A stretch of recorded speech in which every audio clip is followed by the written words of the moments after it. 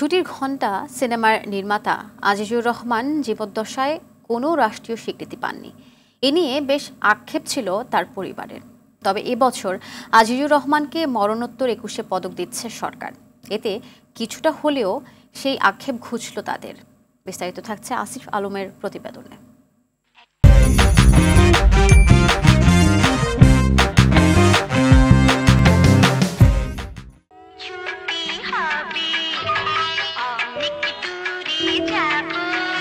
সময়টা ১৯৮০। সারা বাংলাদেশের প্রেক্ষাগৃহে মুক্তি পায় বাস্তব ঘটনা অবলম্বনে নির্মিত চলচ্চিত্র ছুটির ঘণ্টা। আজিজুর রহমান পরিচালিত শিশুতোষ এই চলচ্চিত্রটি সে সময় সব শ্রেণীর দর্শকের কাছে তুমুল জনপ্রিয় হয়ে ওঠে। ছুটির ঘণ্টা ছাড়াও অশিক্ষিত, মাটির ঘর, জনতা এক্সপ্রেস, শাম্পানওয়ালা সহ অনেক জনপ্রিয় ছবি নির্মাতা আজিজুর রহমান বেঁচে থাকতে নানা পুরস্কার মিললেও আক্ষেপ ছিল রাষ্ট্রীয় সম্মাননার।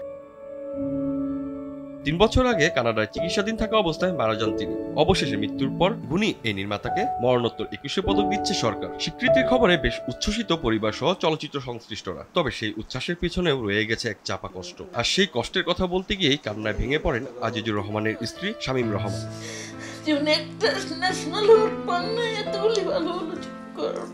অনেক ভালো ভালো ছবি উনি করেছেন, কিন্তু উনি কোনো জাতীয় পুরস্কার পান নাই।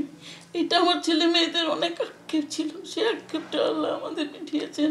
সেলফে সাজানো বিভিন্ন সম্মাননা ও পুরনো ছবির অ্যালবামে এখনো বাবার স্মৃতি খুঁজে বেড়ান মেয়ে আলিয়া রহমান বিন্দি। জনপ্রিয় সব সিনেমা নির্মাণ করেও রাষ্ট্রীয় স্বীকৃতি না পাওয়ার আক্ষেপ, অভিমান বাবা তাদের কখনোই বুঝতে দেননি। ৫৩টা ছবি উনি বানিয়েছেন।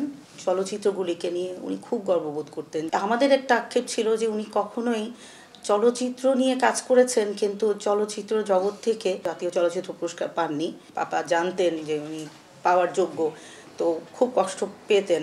বুঝি আমরা যে কষ্ট পেতেন, কিন্তু কখনো বলতেন না। অনেক আক্ষেপ ছিল, তো সেই আক্ষেপের অবসান হয়েছে। জীবনের শেষ দিনগুলোতে চলচ্চিত্রের মানুষদের কল্যাণে একটি ছাত্রবৃত্তির ব্যবস্থা করার স্বপ্ন ছিল আজিজুর রহমানের। বাবার সেই স্বপ্ন পূরণ করতেই বদ্ধপরিকর মেয়ে আলিয়া রহমান বিন্দি। আসিফ আলম, RTV।